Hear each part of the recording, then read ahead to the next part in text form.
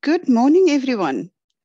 Welcome to our third webinar on eco-footprinting. Apologies about the late start. Well, we're not that late. We usually start at this time, but we opened the room late due to some technical issues. But I'm glad to see that 36 people have joined us already. So thank you very much for coming. As usual, I'm going to ask someone to open us with a prayer. And this morning, that will be Sheikh Amini. Assalamu alaikum, Sheikh. Wa alaikum salam wa rahmatullahi ta'ala wa barakatuh. Good morning, sister. Are you able to hear me? I can. Please go ahead. Wa alaikum salam. Should we take a prayer? Yes, Shall please. we pray? Bismillahir Rahmanir Rahim. In the name of God, most gracious, most merciful.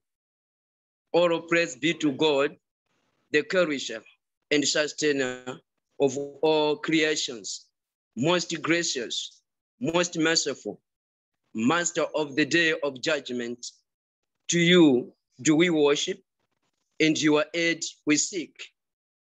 Show us the straight way to those on whom you have bestowed your grace, those whose is not wrath and go not astray. Dear God, I call you upon your name as a vicegerent on earth. Without knowledge, we will not manage to fulfill the trusteeship invested upon us. This morning, bless our instructors, bless all our coordinators, bless every single of us who is going to attend the meeting. Bless the knowledge we are going to share this morning. Lord, without your hand, we are nothing. Lord, accept it from us. Amen. Amen. Shukran, Sheikh, for that beautiful prayer, as usual. So for the last 2 weeks, we've been having Francesca de Gaspris, our executive director, with us, just to give us some input on SAFCEI and SAFCEI's work. But this morning, unfortunately, she's unable to join us, to greet us, but she will come in later just to say hello.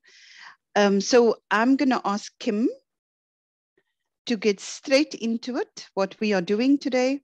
As everyone know that we will cover waste today. We've covered water, energy in the first week and then water last week. So we will cover waste today. Kim, are you with us?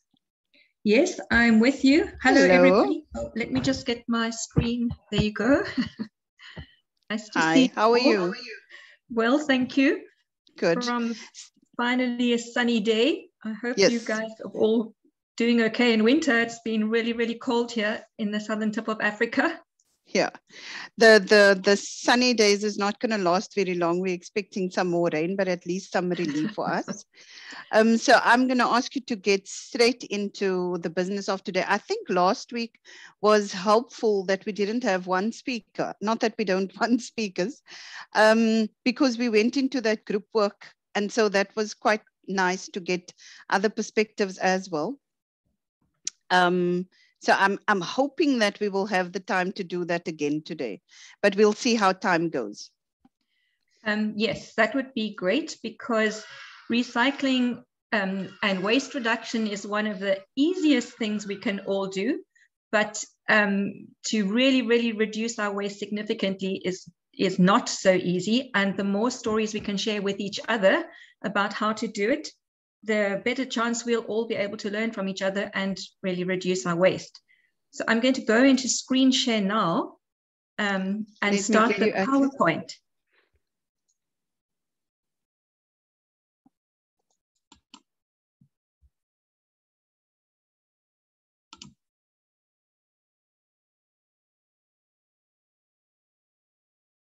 Okay, I'm clicking on my side.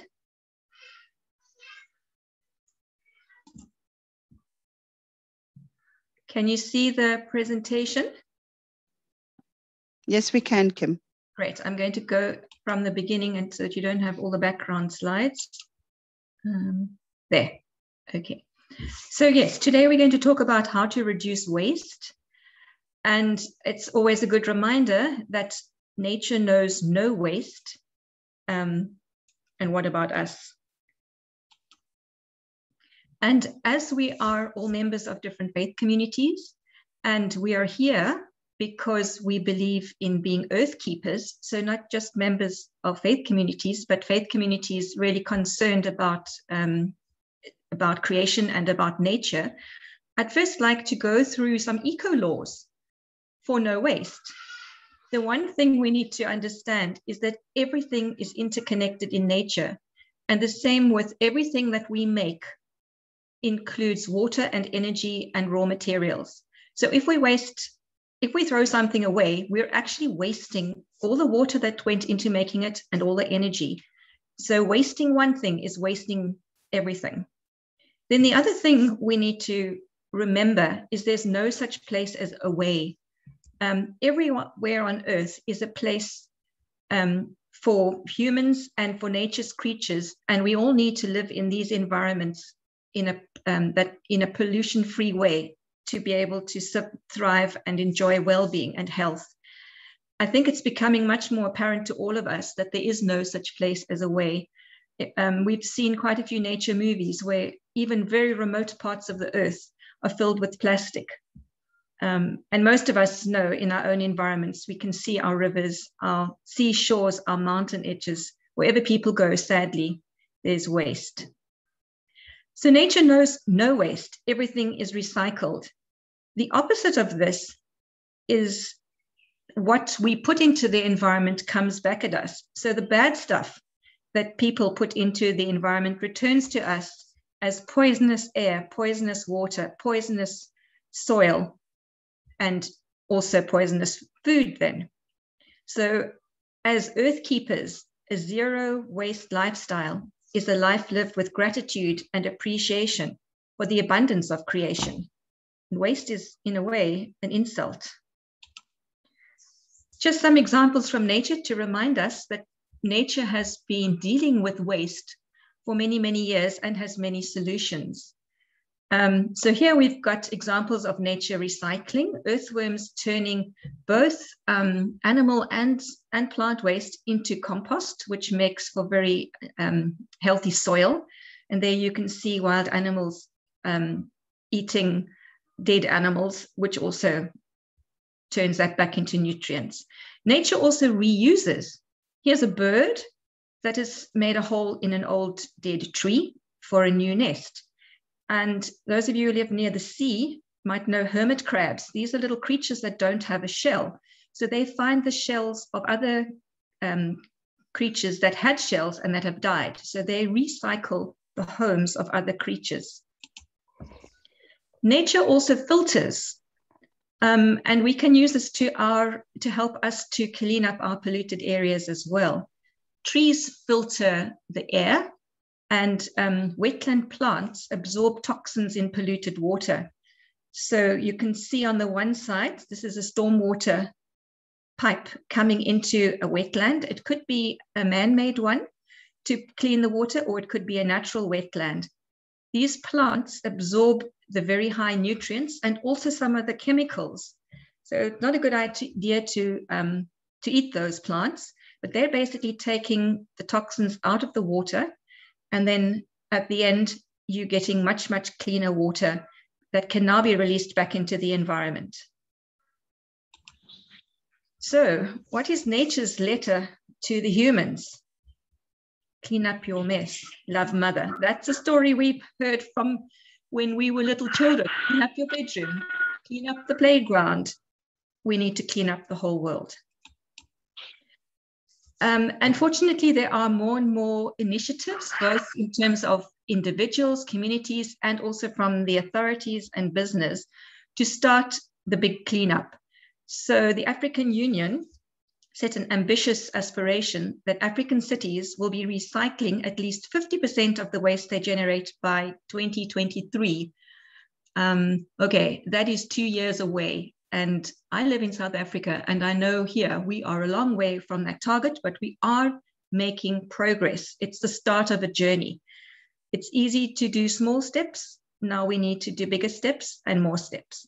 So questions that we need to ask ourselves is, what type of things are thrown away in your community? What do you throw away at home? And then what is the alternative in your community to throwing this away? And we're going to go through some of these kind of alternatives in the presentation, and then hopefully we'll be able to discuss them afterwards. So in the past, waste was seen as a problem. It was stuff I didn't want at my home, so I put it in the bin and it just went away. Now we're realizing that a lot of the stuff that goes away, this is a picture from India, a lot of the stuff that goes away can actually be reused, reprocessed as completely new things, turned into compost, or collected before it goes into landfill like this. So 90% of resources that we throw away don't belong in the waste stream at all. And the opportunity is, how can we turn waste into wealth? And there are all sorts of initiatives, and I'm sure you're going to be telling us about some of them in your communities as well. So if we look at a pyramid, this is an upside down pyramid with the things we should do first at the top. And this is all about how do we reduce our waste. So the best choice is choose less stuff.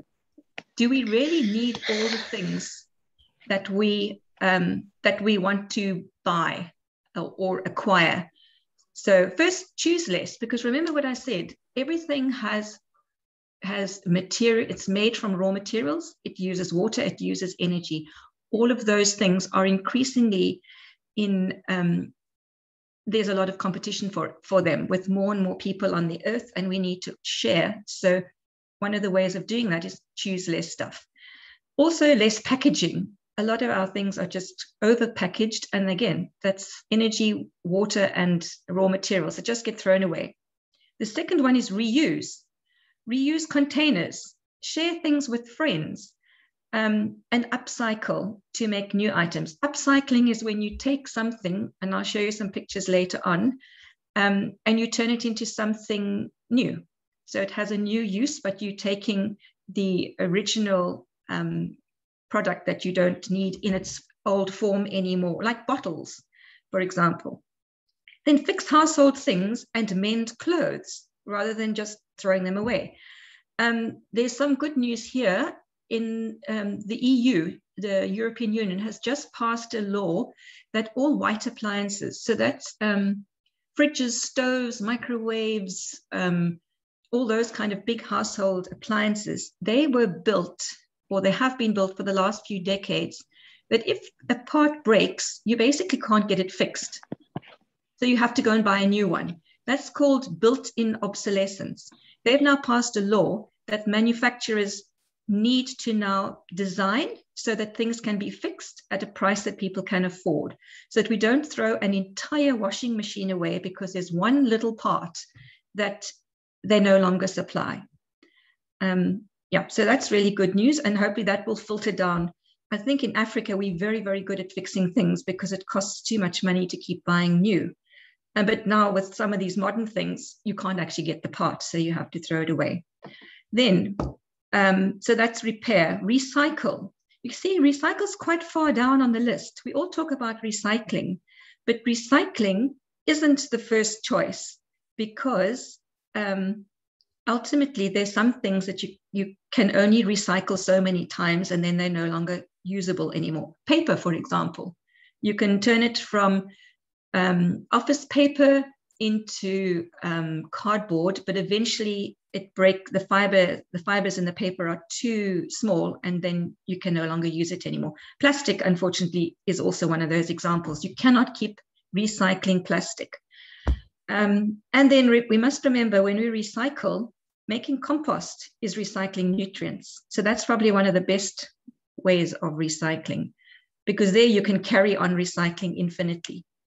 Then recover. So recover is to collect all the raw materials, the tiny parts. And people are doing that all over. They're taking old computers, cell phones, printing machines, and they're taking out the little components so that they can be reused.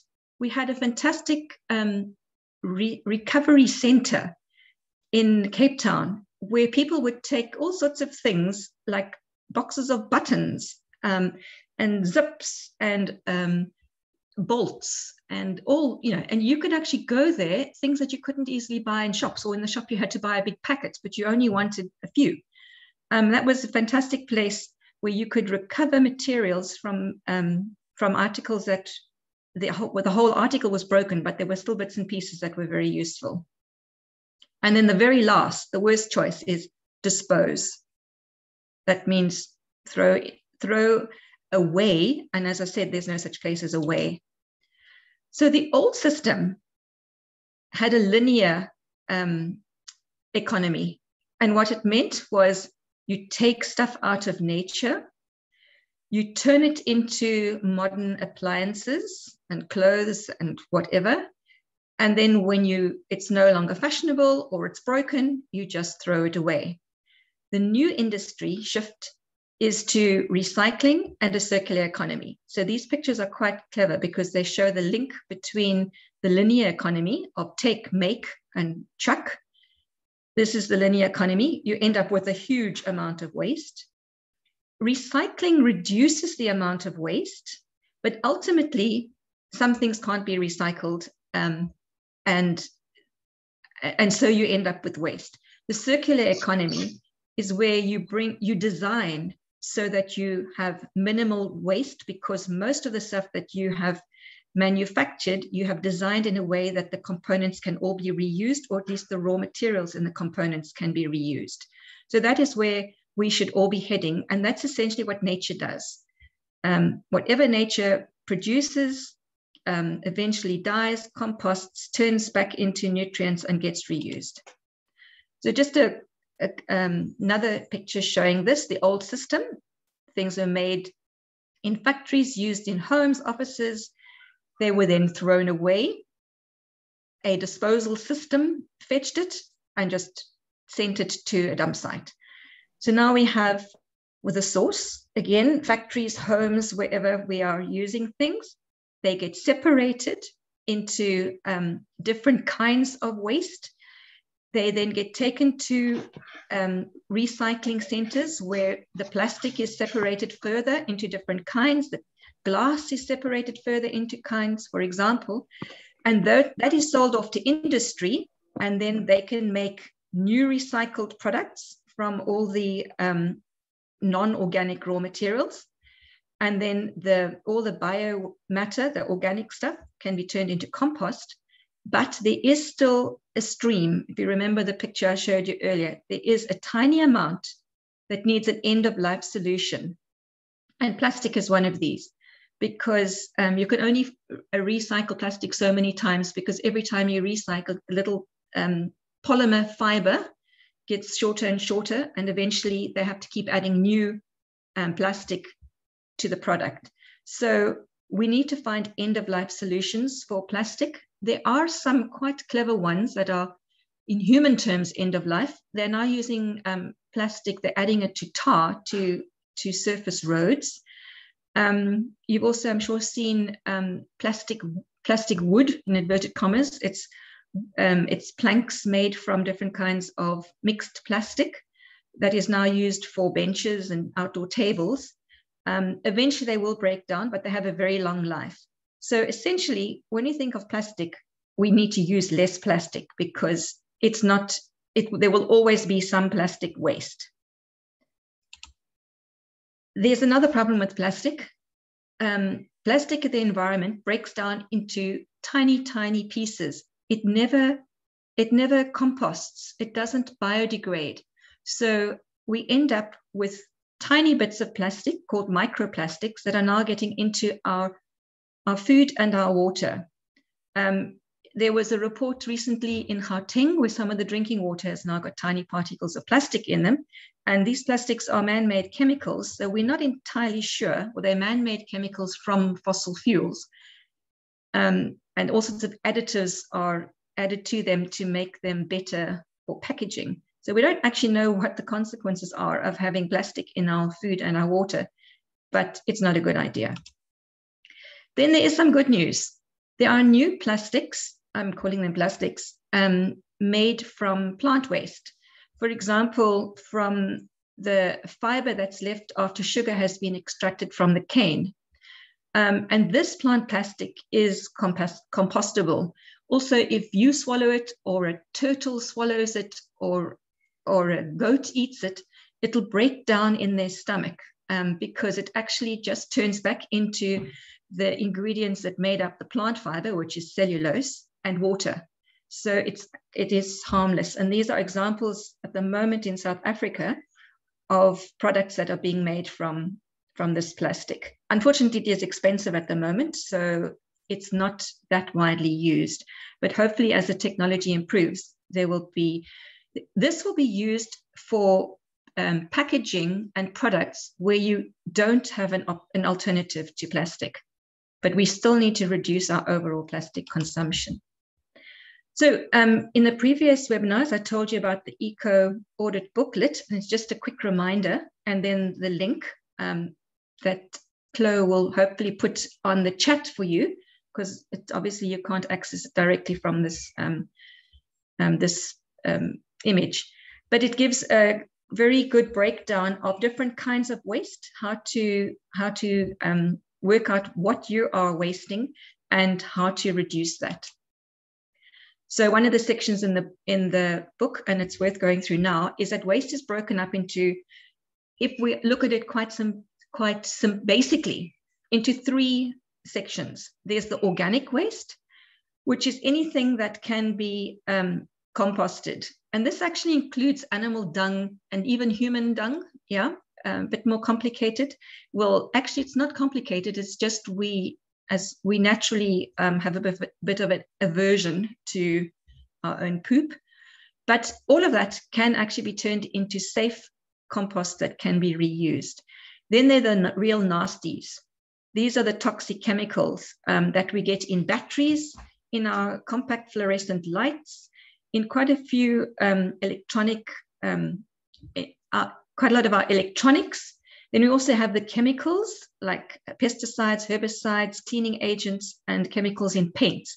And these need to go to a dedicated hazardous waste disposal site. Otherwise, they get into the groundwater and they basically then poison our drinking water. And I realize this is a problem even in Cape Town. We're battling with the city to get them to set up dedicated sites for hazardous waste disposal. Then there's the general waste, paper, tins, glass, plastic, and most of these can be recycled. Even if we look at clothing and furniture, they also break down into components that can be recycled. So the questions are, do you know what you waste at home, at work, and in your faith center?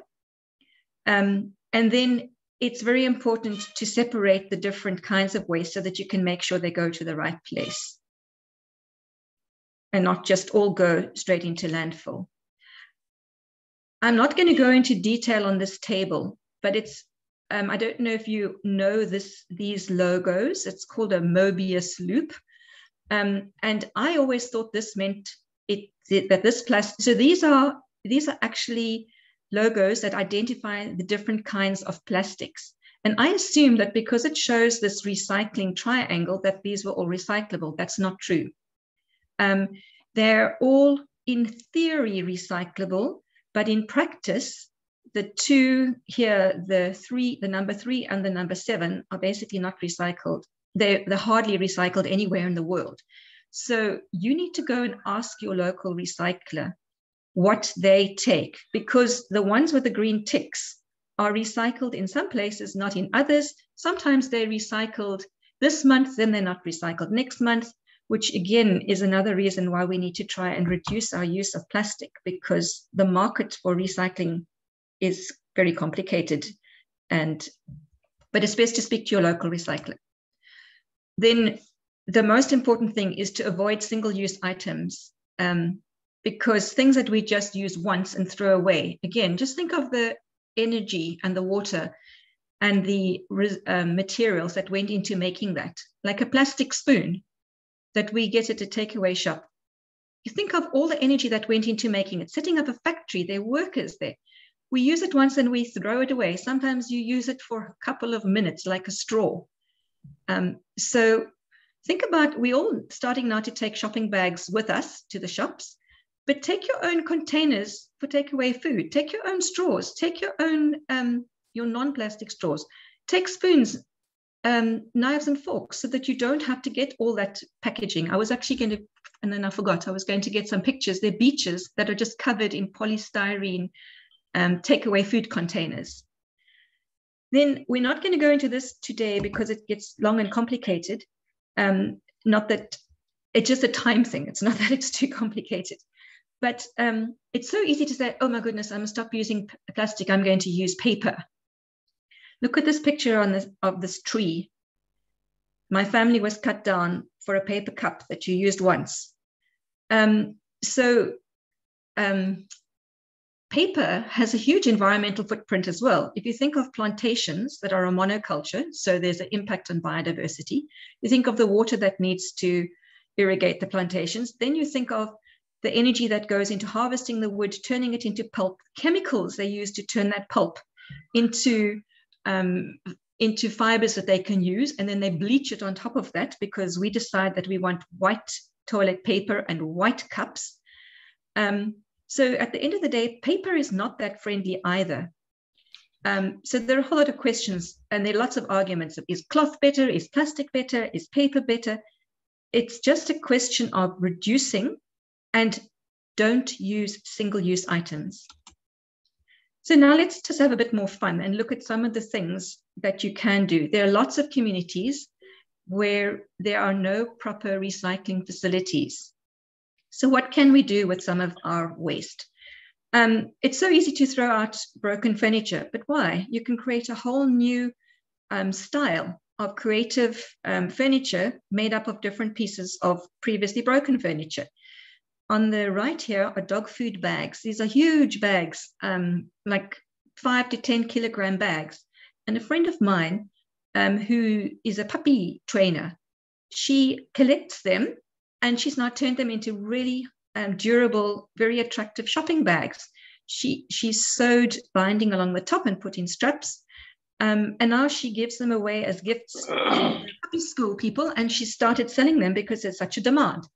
Okay, these are candle holders using bottles, and these are glass storage jars, also using attractive wine bottles. Tires, there are tires all over the world. Look at these amazingly creative ideas. I know about swings. We've seen those for years. But look about, this is a really fun idea in a park. And it's basically cleaned tires that have been bolted together. So it's not even using a huge amount of other resources. It's just very clever, creative thinking. Chairs, very durable. This is one of my favorites. There's a local coffee shop down the road, and they've been collecting all the bottle tops, and they embed them in tile grout. But you can also embed them in clay. If you think about the traditional African building with the clay floor, and sometimes people put peach pips in to give it a bit more durability. Well, these plastic bottle tops are the new version of peach pips, and it's very attractive and it's very durable and it's not expensive. It's basically, you can embed it in cement, you can embed it in clay, or you can embed it in tile grout, which is what's happened here. Then bottle gardens. Okay, this is a bit of a tricky one because this plastic is not stable in the sunlight, so it will eventually break down. But if you have no other use for it, it's better than putting it straight into landfill, because now in an area where you don't have much space, you can actually grow vegetables. Eco bricks. I've never been a fan of eco bricks, but I've come to realize that they are a very useful way of getting rid of plastic, especially in areas where there are no plastic recycling facilities. I don't know if you know about eco-bricks, but I'll just quickly take you through. So you use your old bottles, Coca-Cola or water or whatever bottles.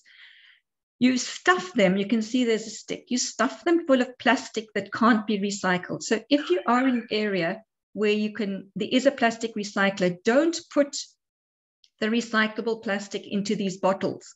Rather, send them to recycling where they can be turned into new products.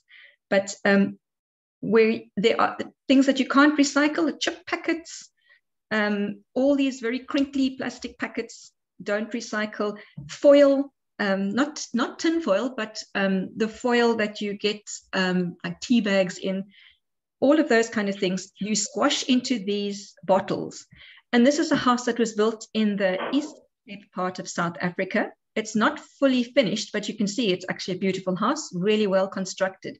So it's a wooden frame on a cement base, could be also on a stone or mud base, wood frame, and then in between the frame are all these bottles, which are cemented together. So the bottles are displacing what would otherwise be much more cement and brick.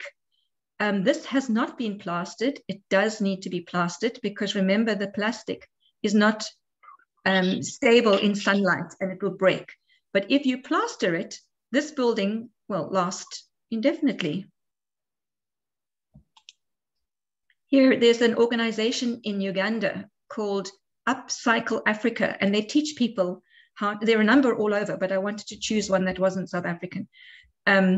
So they teach people how to make houses using bottles. Sometimes they fill them with earth, and sometimes they fill them with non-recyclable plastic, and they teach people how to use the bottles to build with.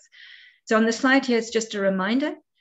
You use a stick to push the plastic into the bottle as hard as possible, so that at the end of the day, it's so stuffed with plastic that you can stand on the bottle and it won't dent. And that's why you can use it as a building brick. Then the one thing that we can use most easily is we can get rid of, I forgot, sorry, I'm sounding a bit vague. So I forgot to point out in this one of the early slides where I showed you there was a big breakdown of what our waste components are in Africa. It was the one where I said that the African Union's aspiration is that 50% of the waste that currently goes to landfill will be diverted by 2023. So in that pie diagram that I forgot to show you, it showed that 56% of what in sub-Saharan Africa we put into our refuse or our waste is actually organic matter. So all of that can actually be composted or it's biodegradable. 13% of what we put in is plastic. I believe that's gone up because those figures come from a study that was done in 2012. But okay, so to get back to the organic waste, which is our food and animal waste, 56% was going to landfill, and all of that can actually be diverted into making compost or biodigesting it for biodigesting the food and the animal waste to recycle the nutrients. Remember, in the energy we spoke about biodigesters. There are low-tech ones that are quite easy to build at home. We still need to talk more about that and maybe send some videos to this group on how you can do it. I think Lydia was going to help us with that. So the point is that the biodigester produces gas that you can use for cooking, and it also neutralizes any of the bad bacteria. So at the end of the day, you end up with water that you can use to fertilize water the garden, and you end up with nutrients that can be used for compost. So I just thought I'd share this. And it's not, this particular one happens to be a Christian church, but of course, in fact, on SAFCEI's website, we have one of these for mosques and for a whole lot of the different faiths. But the principles are all the same. It's just the building is different. but it's the principle of, you can see, making gardens using your waste that is being composted. I can't quite see on the picture because my image is across halfway of this, but it shows waste separation. And it also obviously deals with energy and water as well. So this is an appeal to everybody. There's so many different kinds of waste, and there's so many different kinds of ways of dealing with it. So share your story so that we can learn from each other. These are 2 waste entrepreneurial ideas that just happen to be in South Africa. Some communities, the municipality has given waste pickers trolleys, and they go and collect recyclables in the streets, and they take it to a buyback center where they then get paid for all the glass, tin, and plastic that they bring in. And then this one is another example where it's supported by industry, and they're also a buyback center. So you can literally come there with your shopping bag of bottles, and then they will give you money in exchange for the recyclables. Then thank you, everybody. And just a reminder from our Archbishop Desmond Tutu, do your little bit of good where you are. It's those little bits of good put together that overwhelm the world. And we are a whole network of faith communities. So you can imagine how all of our little bits of good put together can change the world. Thank you.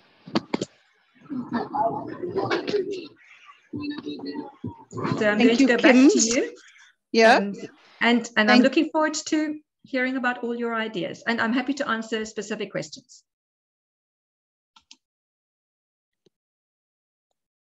Thank you very much, Kim. I'm just trying to see whose microphone is on, except for mine and yours.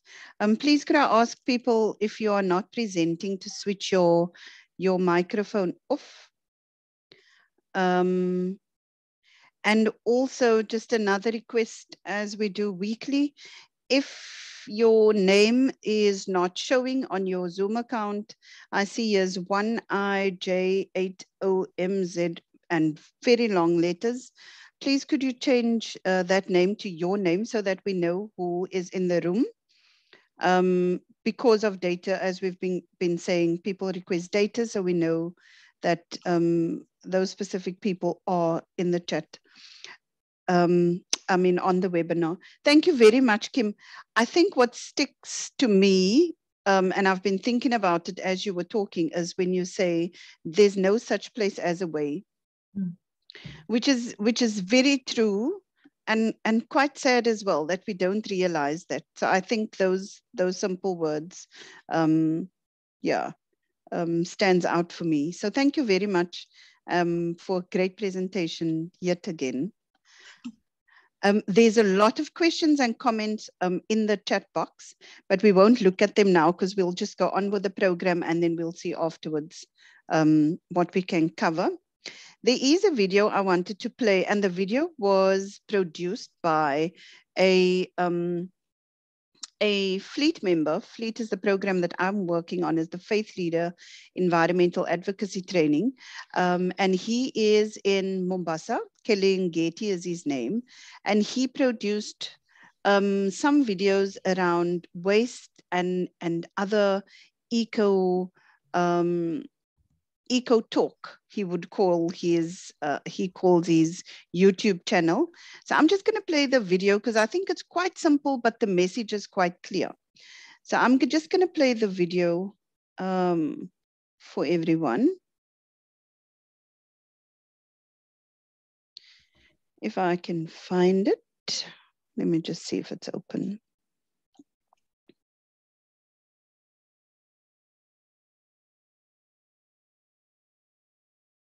Okay.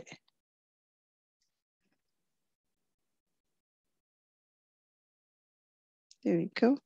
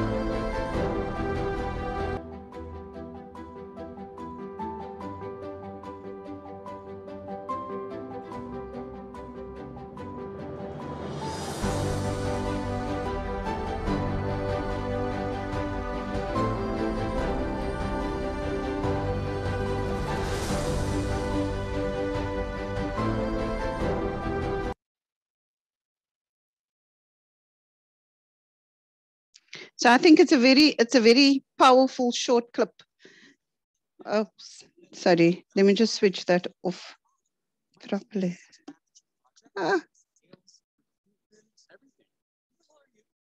Okay. Sorry about that. I didn't switch it off properly. So with that, I'm going to ask Nelly Wanjiku from Mombasa, Kenya, to do a presentation on their work, what they're doing in their county or country, and the projects that they've been busy with. So thank you again, Kim. We will now listen to other works in other countries as well. Hi, Nelly. Hi, Zainab. Yes, but are you able to share? No,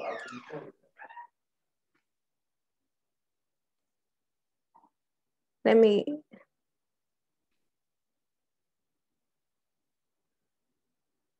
Is it there? It is. Okay.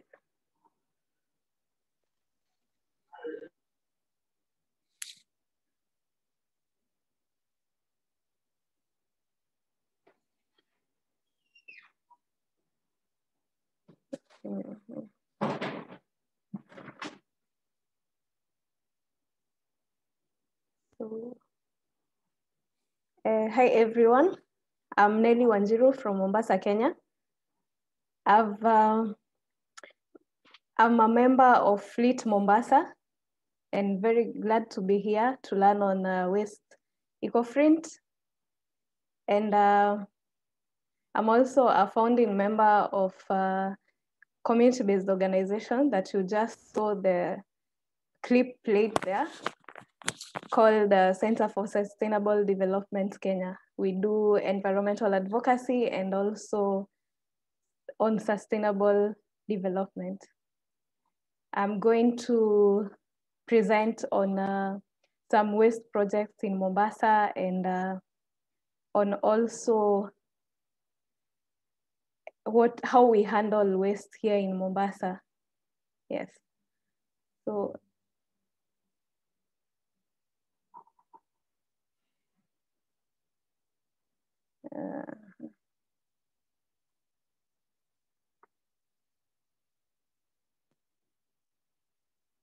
Zainab, maybe you can help me. Because do you want me to share the presentation? Yeah, share it for me. Okay.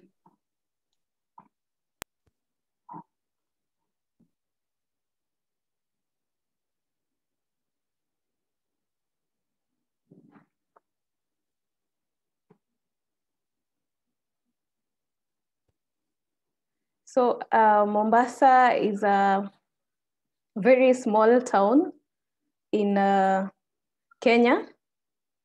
It is a coastal town. You can be able to see it in the next slide. Have a map of Kenya. You can see at the south, it's where we have a very small marked in the red. You can be able to see that. And on the next one, it's showing us now the highlighted part.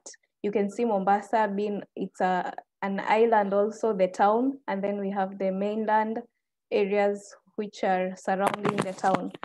So we have the island, which is connected to other mainland through 2 creeks. We have Shuda Creek, and then we have Kilindini.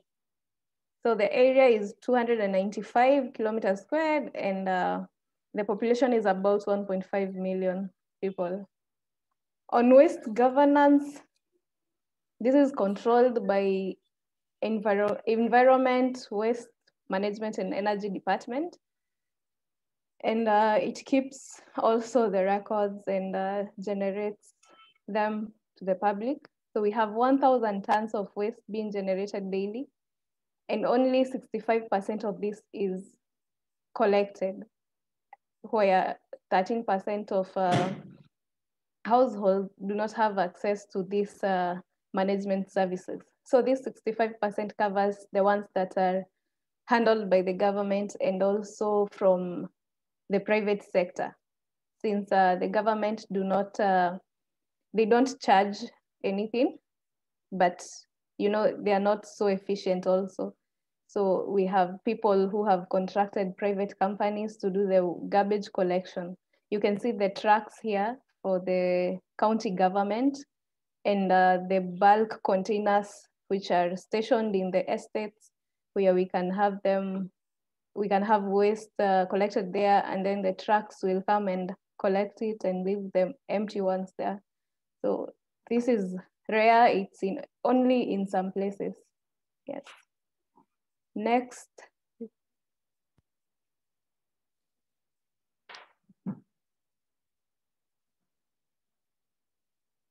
We have, on the next slide, please.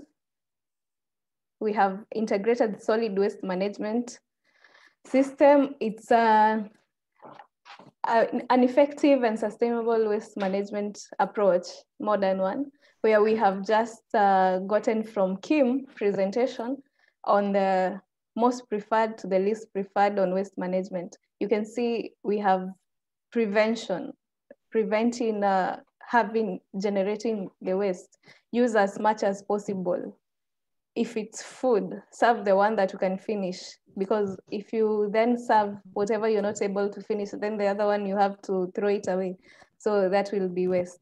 On reduction, you can reduce on waste generation and recycling and so on.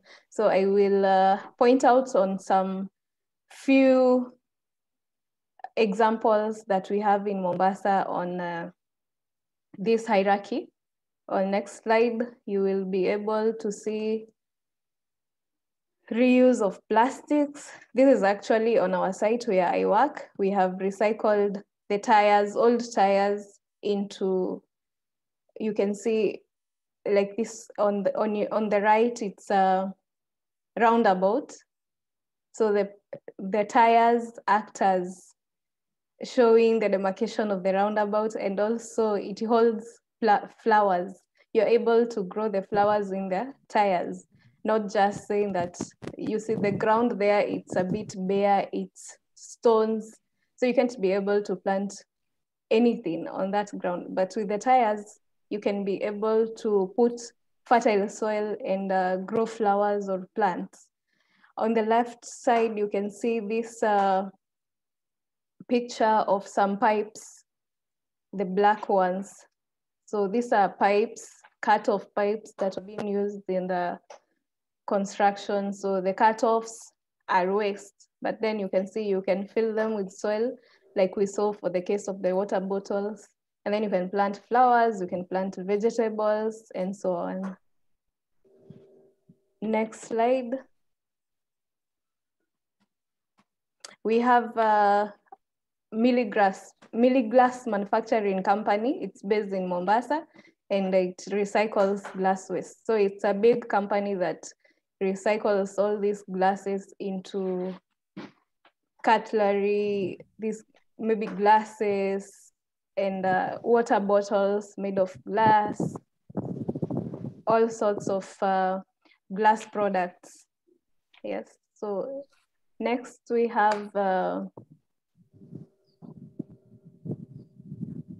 we have garbage recycling still on our site. This is a wooden box, like a cage, and then it has a mesh wire in it inside so that the food doesn't come into contact with the wooden structure. So when the leftovers of the food, since we had food being brought to the site, it's put in separate containers, segregation purposes, and then it's then taken into this. We had one that was underground, so it decomposes slowly and slowly, and then later it's taken out and it can be used as manure. We also had a garden around, so it was very usable. And I think if you don't have much space on your compound, you can be able to use such a cage. If you don't have a place to dig a big hole or maybe have a composting pit, you can be able to have such a cage and improvise whatever you can have, but ensure that we are all working towards reducing and recycling our waste. Next. So we have had 2 dump sites in Mombasa. It's since it's a very small county, it's also the second largest city after Nairobi in Mombasa. And because of its small size and being bordering the water body, it has had a challenge of waste disposal. So we have had KIBARANI dump site that existed for 50 years until 2018. So in 2018, the county government, together with the national government, made a decision to decommission this park. And no, I mean the dump site. So now all waste was to be directed to another dumping site called Mwakirunge, which is in the northeast of Mombasa. So this dump site has been, okay, people still wanted it to be there because it's near a lot of households, or it's nearby the town area. You don't need a lot of fuel when you're transporting the waste to the place. You can go for many trips, but Mwakirunge, it's very far.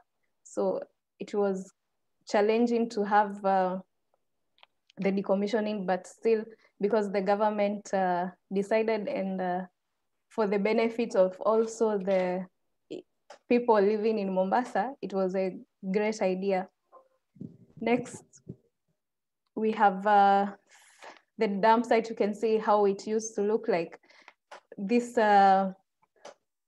smoke emanating from this causing air pollution and also posing a public health issue to the people around the area. We had offices around the area. We have a public road near the area. And you can see a person there sorting waste. Actually, the county government doesn't sort waste, or maybe households. They don't put the buckets in such a way that there can be any sorting in the estates.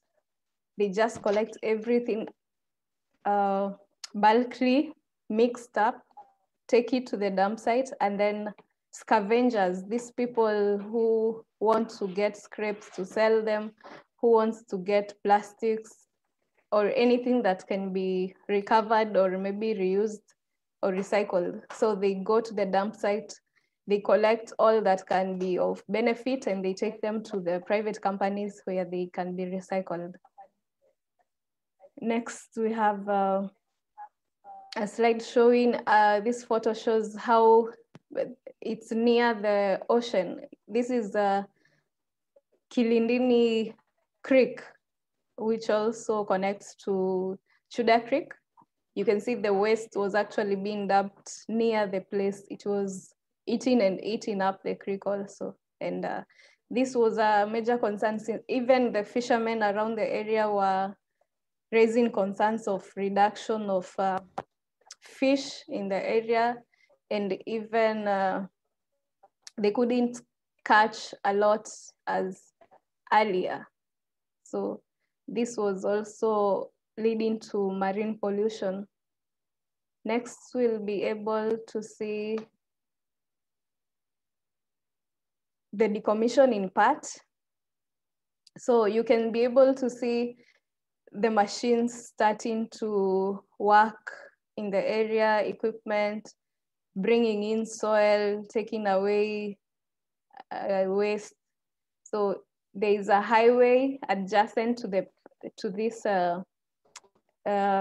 dump site. You can be able to see, this is Mombasa Nairobi highway. This is so KIBARANI used to be in an area that it's like a gateway to the city. So when it was smoky and all that, people using the road would be affected by it. If it's going to the airport from the island, from other parts that are on south or north, you have to pass through this highway to go to the airport. You have to pass through this highway to go to the standard gauge railway. And these are the areas that are connecting the Mombasa to other parts of the country, Nairobi, Central East, and even other areas. So the rehabilitation, as I said, began in 2018. And it involved having the leveling of the area, compacting, and even bringing in soil and to naturally allow vegetation to be able to grow. We'll be able to see in the next pictures on the progress so far. Next, we can see they started with artificial grass. They even put these structures, shades, and all that. You can be able to see the bare sand here. It's some vegetation, some planting going on. And then next, we have a picture that takes us back. On the left, it takes us back to how it was earlier.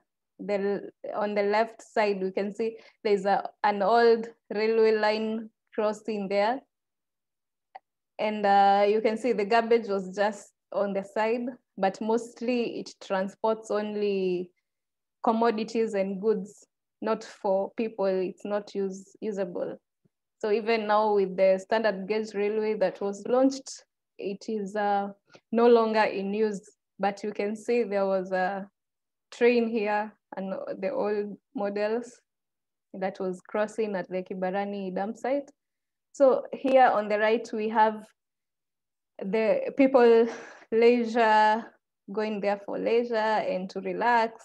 And then New Year celebrations took place there. We can see the celebration mode for ushering 2021.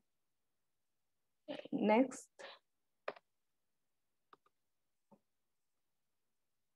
So you can see some vegetation growing, trees planted, and now the former dump site now comes to be a place that you can be able to pass around when you're passing even via the highway. You are comfortable. It's not an eyesore anymore. You can see the recycled tires in this other picture being used to have protection of plants. When the plants are still young and we have people moving around, they may be killed in that way when people step on them. But now having the tires makes sure that the plants are protected, and even when you water, you can be able to water them well. So another good thing of recycling or reusing, we have reusing of the tires. Next, we have still the park. This is artificial grass, but now it was removed since we have now the natural grass growing, and we have this for kids to get to have fun. So we have now a recreational park that people go there and they can enjoy themselves. So for Mimi ni Mombasa campaign, it's what we did. Mimi ni Mombasa is I am Mombasa means I am Mombasa in English. So as an organization, this is our CESUD, Center for Sustainable Development Kenya. We came up with this slogan, Mimi ni Mombasa, I am Mombasa, because if I really care for Mombasa, I won't be able to litter around the way I want. I won't go around leaving the areas littered, or if I see someone also doing wrong, I'll be able to correct them. So we came up with this slogan so that we can own Mombasa, keep it clean and well. So this campaign, we did an online one. We have videos on online platforms such as YouTube, Facebook, and Twitter, and they are all geared towards waste management, the clips we did, and they give us an awareness on why it is important for us to be responsible when it comes to matters of waste management, waste generation, collecting and disposal of waste. And then we have to stop littering the streets. It could end up in your plate. Like we saw the plastics, we have the issue of microplastics in ending up being consumed by fish, and then we come back and we consume this fish. So we've ended up eating these microplastics in the food. Then we have discouraging use of disposable water bottles, these plastic bottles, and we encourage people to have reusable bottles, refillable, so that you can be able to carry it along. You can use it for a long time rather than using the plastic bottles. So in Kenya, we've also had the ban on plastic bags. That was in 2017. And it has really helped in reducing the amount of waste that ends up in the dumping site. We have could be black market or some use of the plastic bags, but since there is a penalty and it's in law that you're not supposed to use, then it's not rampant as it used to be. And so it has helped a lot. Thank you so much, and look forward to getting more ideas on how we can still improve on having a clean environment and reduce on waste. Thank you. Thank you very much, Nelly. Oh, we have so many comments or questions I can't see because I was sharing. I must say that it's a lot of pressure to share someone else's presentation from the other side. Yeah, really good. I had the privilege to experience both sides, the KIBARANI dump site in 2018 when I was there for the first time, and the improvement in 2019 when it was revamped. So I'm also very excited to hear that the plastic grass was taken away and natural grass is growing. So we are getting somewhere, and I just love all these innovative ideas on how we can on alternatives to waste and to how to recycle and reuse. I see there's a hand up. Jimmy, we are not taking hands at the moment because we are about to listen to Sebia from Zimbabwe. But if you do have a comment or questions, please write them in the chat box. Nelly, I'm sure that there's questions and comments for you, which you could answer directly to the people in the chat box. Yeah, so thank you very much, Nelly. We'll move on to Sebia.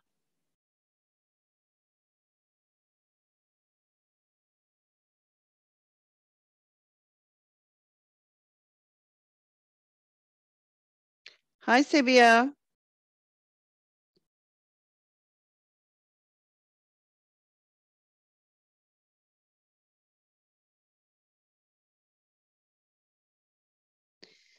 Sebia, are you with us? I see that you are on the call.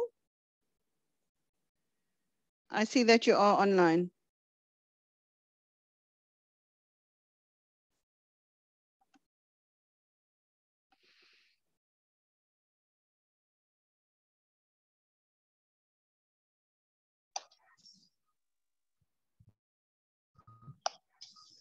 Sebia? Hello.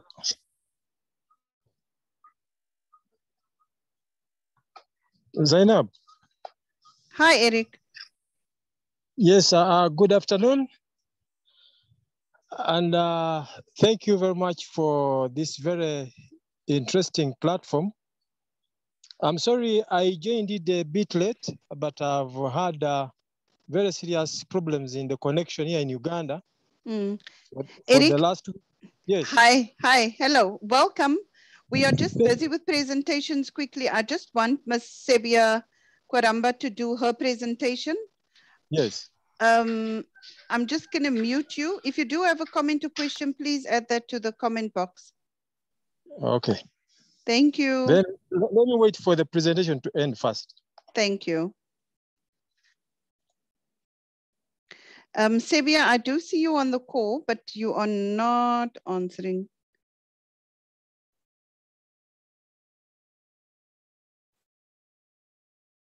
Okay. So we will leave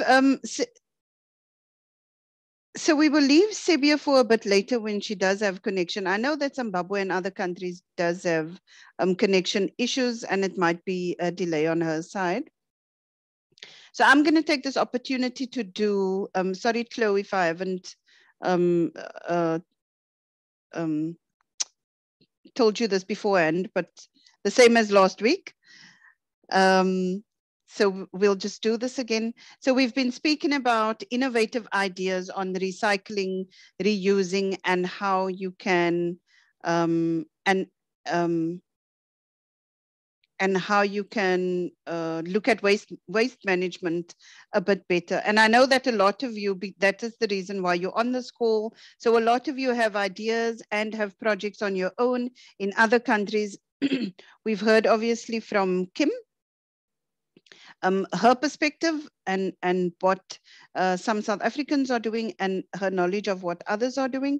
We've heard from Nelly what they are doing in Mombasa. And I know that we have a lot of Malawians here. We have heard Eric speaking now from Uganda. And so there's other countries doing other things or the same things. And so as last week, because we have a bit of time while we're waiting on Sebia, let's discuss in groups again. So because there's 77 people on the call, Chloe, maybe we can have 7 groups of 10 or 11 people each. And then we'll just go into groups and people will discuss what they've been doing, other ideas that we can think about, that we haven't thought about, that you are doing, and come back. And one person will share. So we'll give 20 minutes for that. So when you come into the rooms, we're going to go into breakaway rooms now. When we come into the rooms, please select one person to represent. Please select one person to speak for the group on behalf of the group, and then discuss what others have been doing. Sorry about that. Please, can I ask people to keep their mics on mute? Then discuss what projects you are busy with, just ideas on what.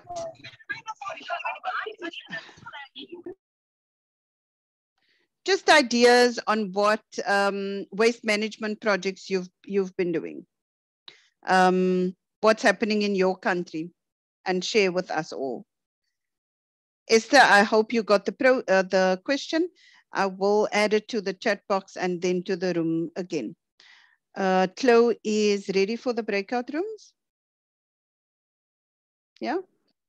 Yes, Zainab, I'm ready. Everyone, please just remember to accept to join a room once you see the message on your screen that pops up for the breakout room.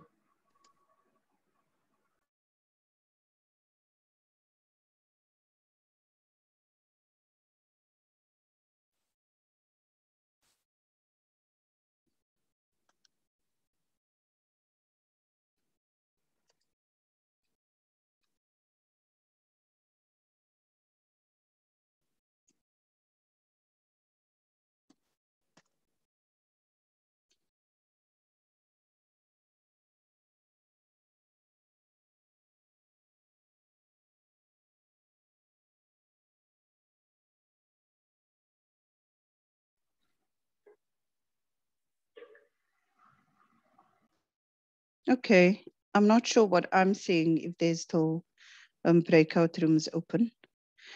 Okay, thank you, everyone. I get the feeling that the question wasn't clear. So it's basically just to look at if there's other examples of reusing or recycling that you are busy with, or that you have seen in your community happening and you wanted to share with others. Just to get some other ideas that people could learn from. So we will start with group one. Who was in group one? Just give us one or two. It doesn't have to be a long list of things. One or two ideas or projects that you saw on waste management. Who was number one? All right. Yeah. Yes, from group one, and here. Hi, there still, yes. In Zambia, there's an example of steel recycling that is also happening in Malawi as well as in Uganda. So they attract people sales want to like steel, maybe all vehicles chassis, and they sell them to someone that wants to reuse them. There's also something of plastic bottles. Some put brood hill, and other uses in the small markets. Maybe the recyclable bottles as well for reuse in the market.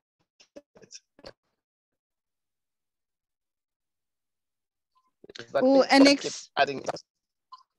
Annex, your network is very bad. Do you want to add that to the chat box? We actually didn't hear what you were saying. Oh, really? Oh, sorry. No problem. Let me add that in the chat box. Thank you very much. Sorry about that. Network. Hello, Zainab. Zainab. Hajat, how are you? I'm okay. I was in group one. We had very good contribution. But okay, thank you. The network of our colleague was not clear, so I don't know what we're going to do. But we had contribution from Malawi, Zambia, Uganda, and another country. So, and we all had almost the similar thing where people are collecting bottles and reusing them or selling them, and also scrap and reselling it. So it was a common experience. That's what you are sharing, our colleague. Thank you very much. Okay, thank you for that clarification, Hajat. I think that is what Annex wanted to say. So thank you for stepping up there. Ahia, I see that your hand is up. Did you want to contribute to group one's points, or is there something else?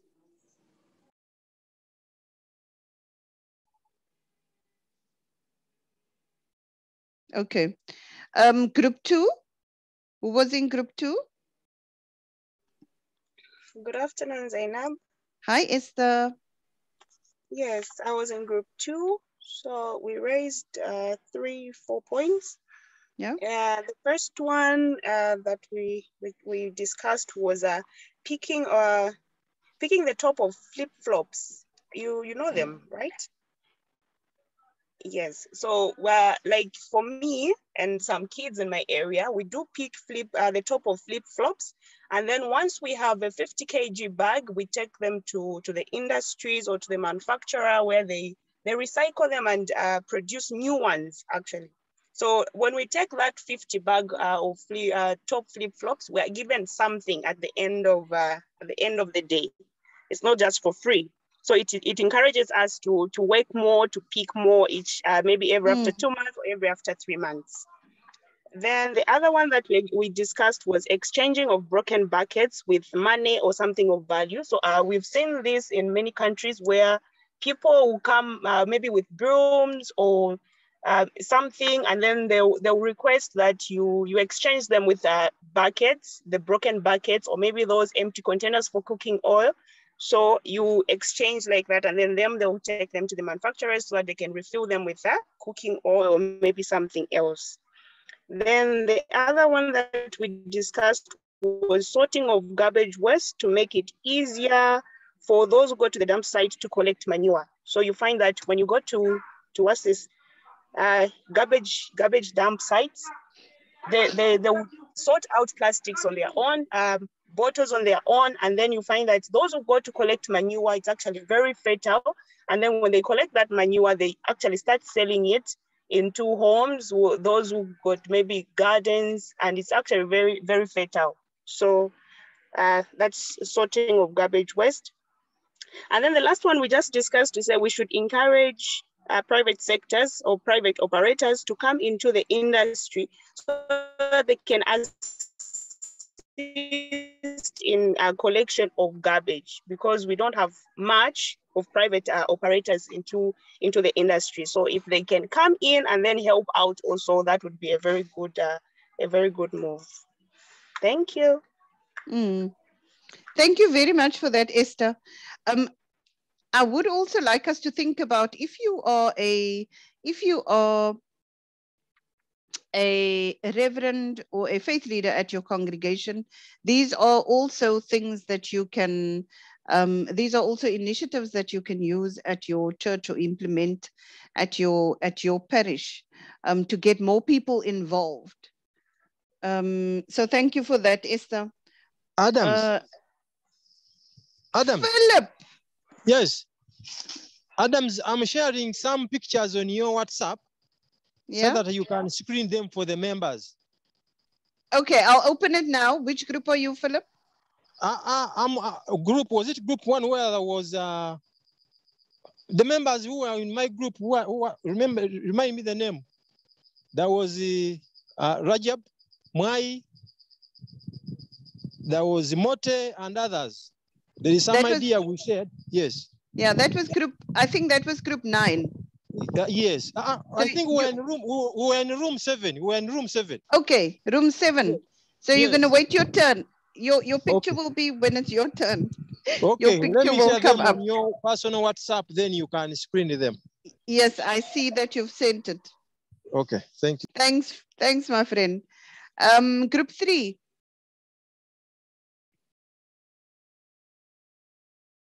Who has been with group 3?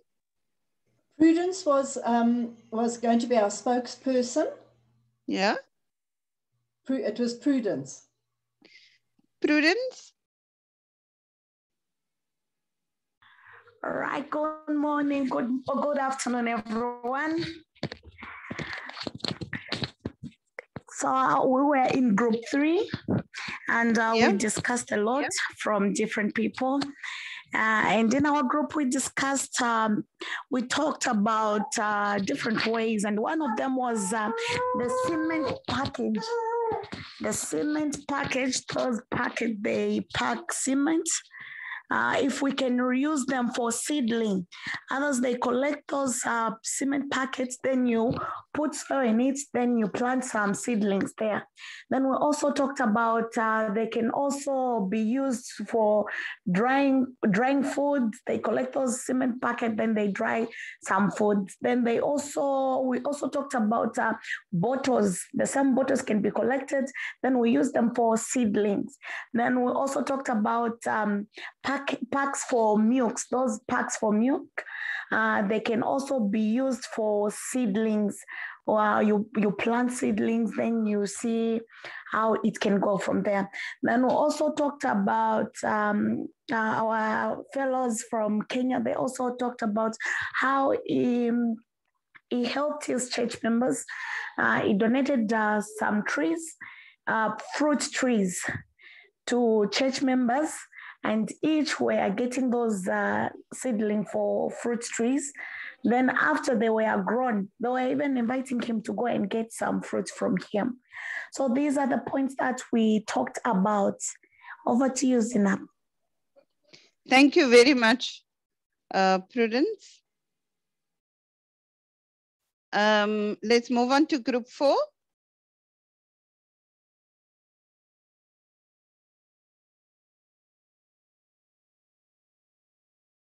Group 4.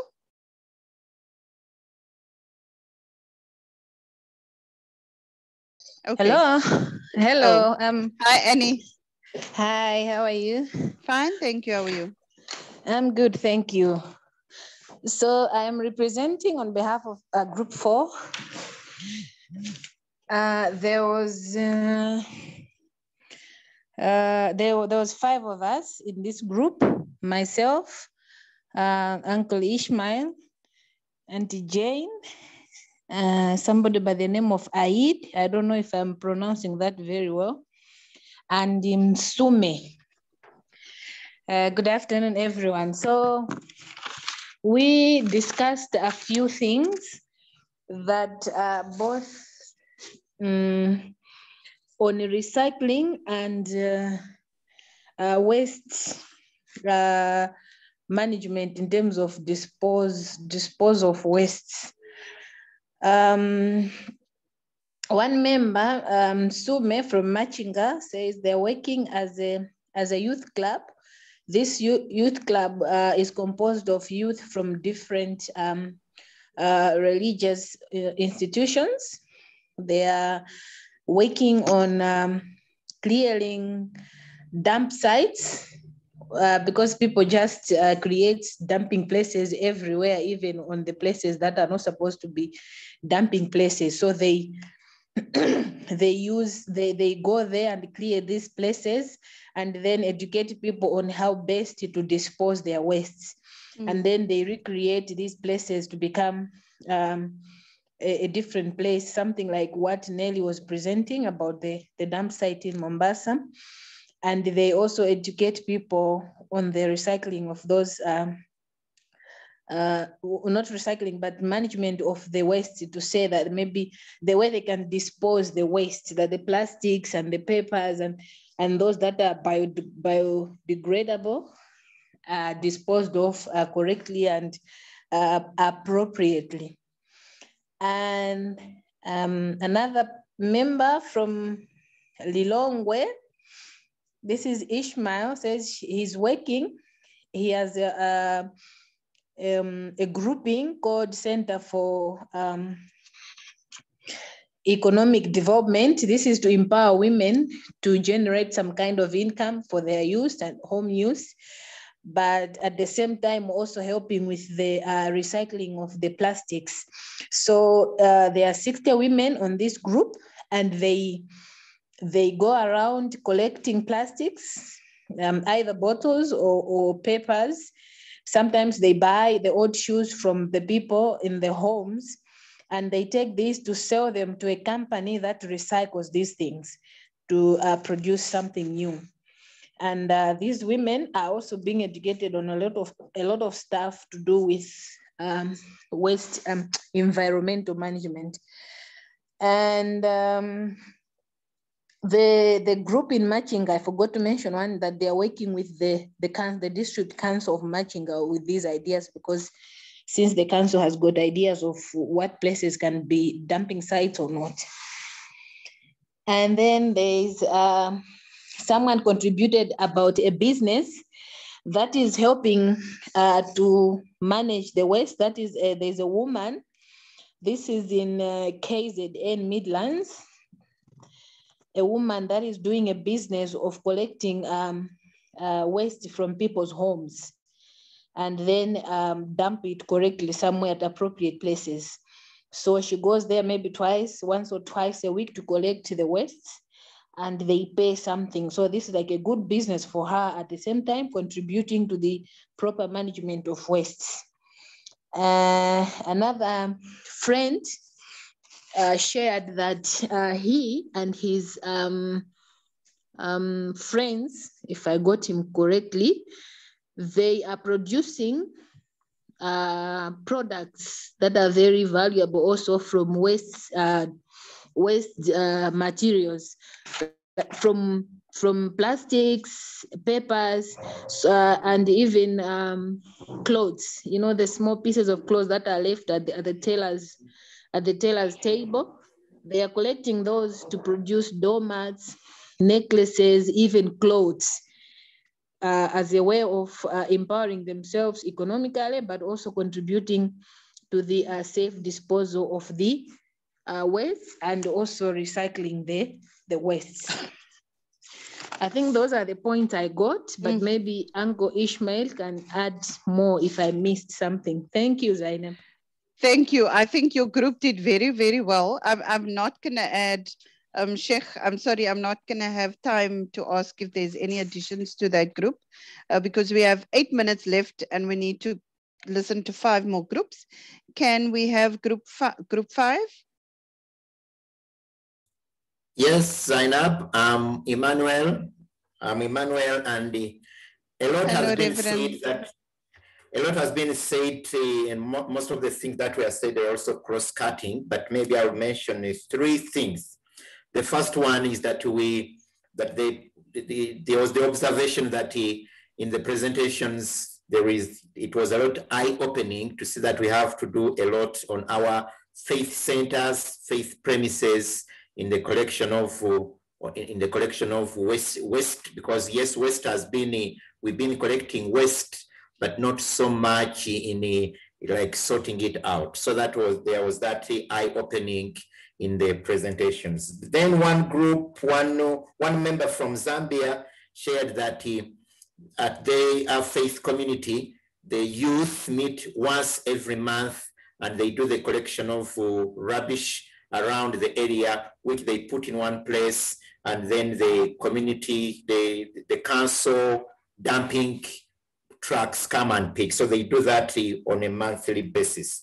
Then another thing was the one person from South Africa, Sister Sismiri, I'm not sure if I mentioned that name right, but that they use the tires, the waste tires are used at a preschool center for children to play, and instead of having them as wastage in the community, they are used for children to play at the preschool center. So I think this was mainly the output. The other things were mainly repeated. So over to you, Zainab.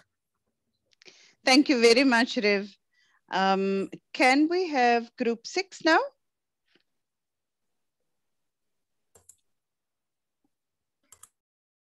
Hello, this is Kim again.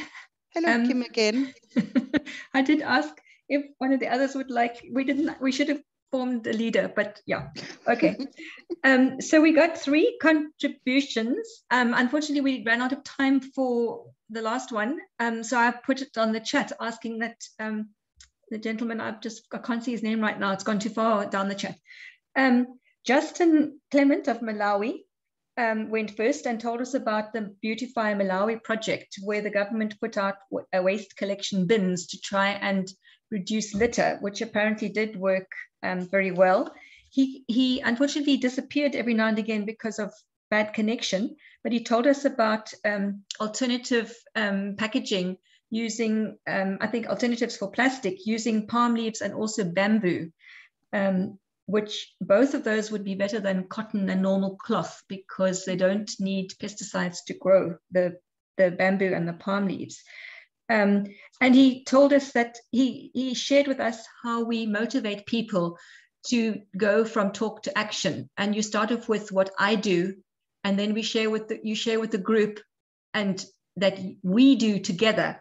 And then they all share with more people so that you do, so that everybody then starts doing action. We had Hussein also, I think from Malawi, who told us about, he's an environmental chemist, and about needing to incinerate poisonous grasses, which are a problem in some areas. Also, there was problem with waste going into the local lagoon, but then they realized that there was quite a lot of valuable organic manure in the waste that could be collected and used to fertilize soil. He also spoke about a very popular drink in Malawi where people collect the bottles and then they fill them up with this homemade, I think it's homemade drink. And then I don't recognize the name, but it's obviously like a juice drink beverage. And then there was Sele, who said that I think one of the things that we really appreciate with hers is that she said, we don't recognize the abundance in what we throw away. Sele is an applied permaculturalist, and she said we must we must look at waste as something you have not figured out how to use yet. So we actually shouldn't call it waste at all. Yeah, and Abraham, who told us that really a lovely concept where they have a development program at schools, and people who can't quite afford the development program fees, those children were bringing eco bottles to the school, which were then used to help build parts of the school, which is awesome because we keep using money. And if you have money, you can do something. You don't have money, you can't. And it's really time to start looking at how we contribute. And it doesn't have to be through money, because everything has value. And when you only say money has value, you actually devalue a lot of things that people do for each other in communities. And then Shida wanted to say something, but we ran out of time. So yeah, I hope I shared those. Oh, and then also one of the other things were collecting bottles and taking them back to recycling a bottling plant where they were then refilled. Yeah, I hope I caught it all. Some of the reception wasn't always good. Okay, thanks for that, Kim. You were number 6, so number 7. We have 2 minutes left, people. I think we're going to go 3 minutes over, but we have 2 minutes left.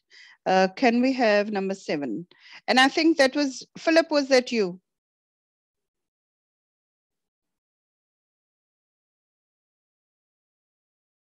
Philip? Yeah, it's a group. Mwai has to, is the one who was writing something. So I don't know whether Mwai is around. Mwai?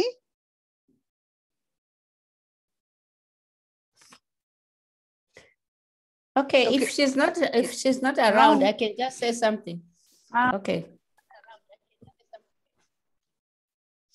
Continue, Mwai.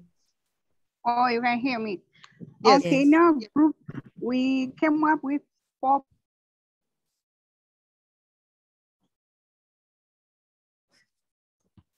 Okay, Mutera, I think Hawaii's network is very bad. Mawai, can I ask Mutera to take over because your network is very bad? Yeah, what we talked about was like in Uganda, they are making chairs using plastic bottles. Those are the ones that Eric was supposed to share. Okay, he did. So I'll just, yes. Yeah.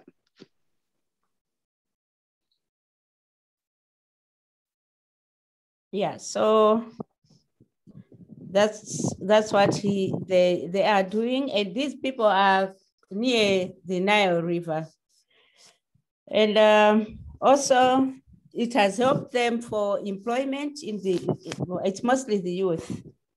And Lawrence in Zimbabwe also told us about women using plastics for table mats, and also more especially bags, for carrier bags, instead of using the actual plastic bags. These are the waste that has been thrown by people, or that are there just idle, then they are using them for that, making of bags. And then in some of projects in Malawi, using sacks that are just there for gardening, and also inclusive, like what Zimbabwe is doing. Some women in Malawi have been using table mats using plastics, and also they were also using the plastics for making a sleeping mat. So those are some of the things that we had shared. Thank you very much. I think that chair is amazing, and Hajat is also sharing pictures with me as well that I'm unable to open because my WhatsApp network is very difficult. So thank you for that, Matera. Sorry for your connection, Moai. Can I go to group 8?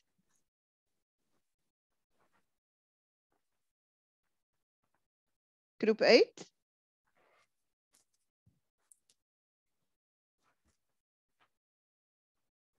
Okay. Nobody wants to be group 8. Group 9.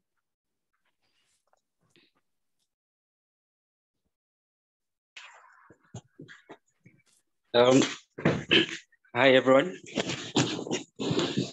Cassius. Yes, yes. Maybe I can just share some quick points, looking at time. Yes, please. Yes, in group 9, there was one interesting point that was shared. I think someone from Malawi. Apparently, they have built a church using bottles. So they were encouraging school-going kids to bring the bottles. Then in return, they pay them their school fees. So it's something ongoing in Malawi. Yeah, they built a church with bottles.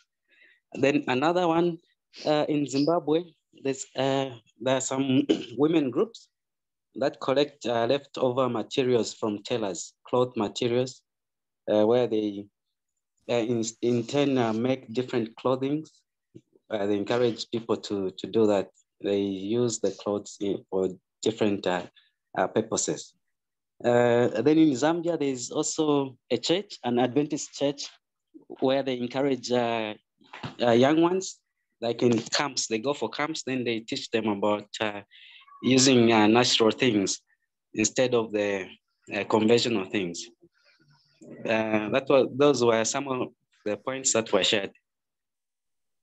Okay, thank you very much. We've got the names of group 8 if you want to share. If not, that's also fine because we are running out of time. So I know that a lot of people don't like to be in the spotlight, and that's fine with me. So thank you. So thank you very much. I think the idea was to get some ideas or other innovative ways of doing things so people can get inspired. It's also for faith communities or faith leaders to get these ideas and what they can implement in their congregation to lessen the issue of waste. Because we have we have big problem with waste. And how can we start small? So starting small projects that works for you in your community, in your context, and then how can we build on that so that we can make people aware. We have awareness raising workshops, small kind of type of workshops and initiatives that is manageable that you can start doing, looking at the problem. Hajat is asking, can we do a screenshot or a photo? Chloe, do you want a would you like a photo? Okay, Chloe is just going to do a photo quickly. If people could please just turn on their cameras.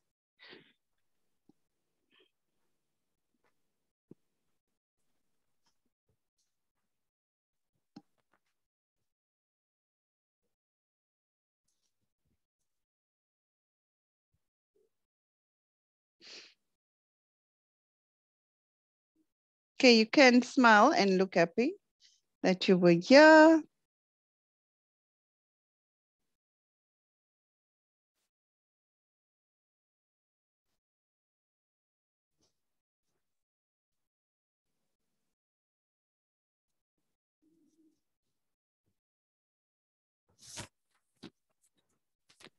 So how long? You on mute? Oh, I'm so sorry. We're just smiling. I'm just going to quickly take one now, then take another one. Okay. I'm so sorry. So I just took one, and then I'm going to take another one because we are a lot on the call. You can smile. Okay. Hey, wait. Oh, wait, okay. Do you see me? Yes, Philip, we see you now. No, not now. Hey, wait. Hi, Moki. Hi, Tendai. Hello, everyone. I'm happy. Yeah, so Where happy am too. I? Good to see. So can we Hello, continue?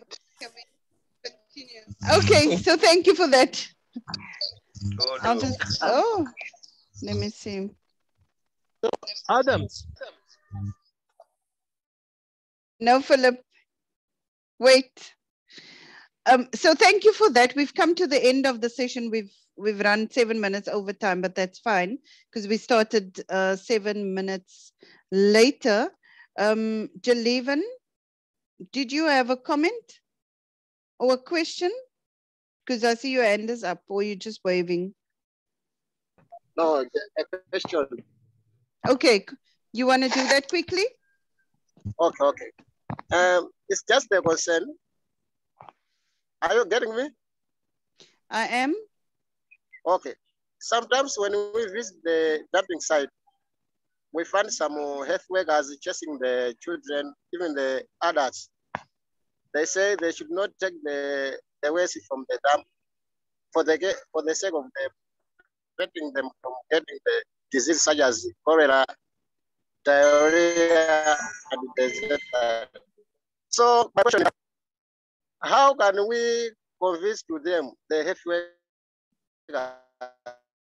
How can we convince to them? So they dump, they use it for another use. How can we convince the health workers? Jaleven, I must say, we couldn't hear you properly because you're breaking away. I know that you spoke about people going to the dump site to take some waste, but authorities are saying no, that they will get sick in terms of cholera and so on. And then what is your question? I'm saying, how can we convince the health workers so that they can know that sometimes it is important to take those wastes because they can use it for another way. How can we convince the health workers? Okay. So you want to know, how do you convince authorities that when you take waste, that it actually can be recycled or reused in other ways? Yes. Okay, in what country are you? Malawi. Malawi. Anyone, yes. Andrew Gwambe? Who? No, I'm just checking if someone is here. Oh. Does anyone have an answer for Jaleven? Hi, Zainab. Hi, Tendai. Yeah, I just want to say to him, in as much as we are saying we need to collect that, but there are some health hazards which those people face, which we cannot run away from. And if you want to value what is more important, health, and taking these things for reuse, you can see that health is more important. If you are not healthy, you need to go to the hospital. There are hospital bills and expenses which are there. So I just want to say that maybe we need to teach those who go there to do some precautions before they go to collect the things to reuse. But what the health workers... Okay, I think we are losing Tendai, but we understand what she's saying. So what she's trying to say is that obviously the health workers are correct, and they are health implications when they do go to the dump site and take from there. So they are correct in doing that. And what Kim has been saying in the chat box is that recycling should be separated before it goes to the dump site, so people don't go there and get infected with all sorts of diseases when everything is together. But household recycling should be done at home, and then should be separated at home, and then the innovation or the reuse or other ideas can start from there. And so you look at different ways of doing these things, starting at home and not when it gets to the dump site. Is that fine? I see other hands are up, but unfortunately we have run out of time. Sorry, Justin. You can email me. Sorry about that. We are running out of time. I would like to say that this is our third one now. Third webinar. We have started with energy. On the 21st of June, 28th of June, we did water. And today we end off with waste. I would like to thank Kim, our main presenter every week, and then also our other guest presenters from our other countries that we work in for your input as well. We are working on a date, and I will share the date with everyone later this week, where we will have a follow-up workshop looking at if you want to share what you've implemented so far, no matter how small, no matter how big, coming from the three webinars that we had over the last 3 weeks, what have you done? And let's share with each other what projects you've implemented in about 3 weeks or a month's time. But that date I will share with you when we all come back.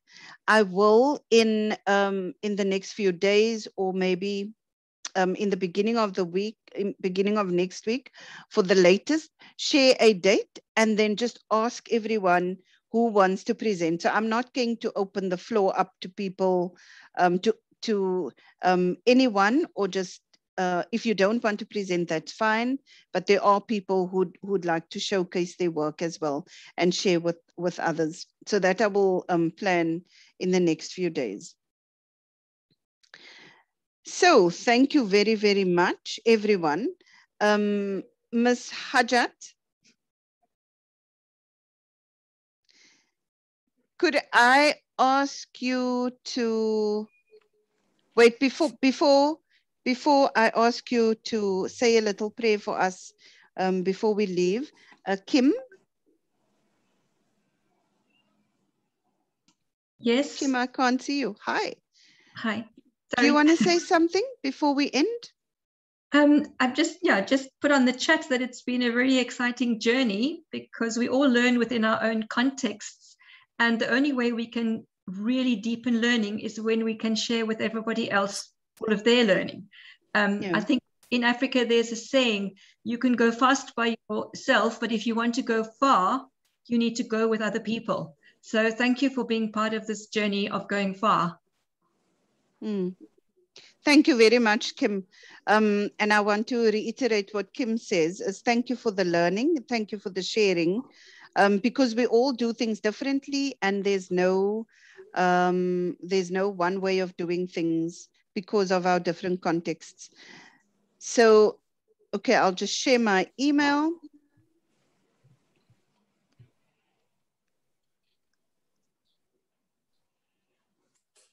So thank you again, everyone, for being part of this. You wanted me to say prayer? Yes, you can close us with your prayer, Hajat, please. Is it now? Yes.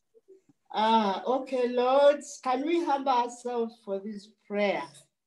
Lord, we thank you for all the people who have been on this webinar, on this Zoom meeting. We thank you for those who have organized it. We thank you for Safi. We thank you for Zainab and her team. Really thank you so much. We thank you, Lord, for all those who have contributed and given us a lot of new information that we are going to move forward for the protection of our mother planet. Lord, we pray that we put to good use whatever good information that we have got today, and may you bless everybody who has been here, Lord. In glorification of your name, we have prayed. Amen. May you have safe journeys. May you please keep safe. Yeah, keep safe, keep safe, keep safe.